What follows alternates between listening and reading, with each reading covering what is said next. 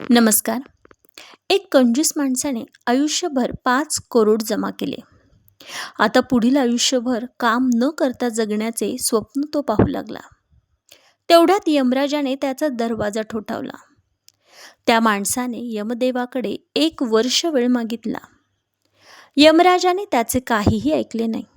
शेवटी त्या माणसाने अर्धी संपत्ती यमदेवाला देऊ केली आणि फक्त 3 दिवसाचे जीवन द्या असेच सांगितले. तरी यमराजाने त्याचे काहीच ऐकले नाही.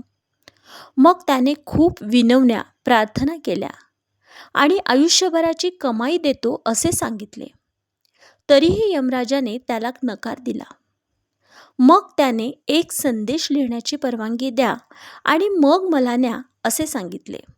मग त्याने कागदावर लिहिले, जो कोणी माझा संदेश वाचत आहे त्याला मी सांगू इच्छितो की जीवनभर फक्त संपत्ती गोळा करण्याच्या भानगडीत पडू नका. आहे तो प्रत्येक क्षण स्वतःसाठी जगून घ्या. माझे 5 करोड रुपये माझ्यासाठी 1 तासाचा वेळ विकत घेऊ शकले नाहीत.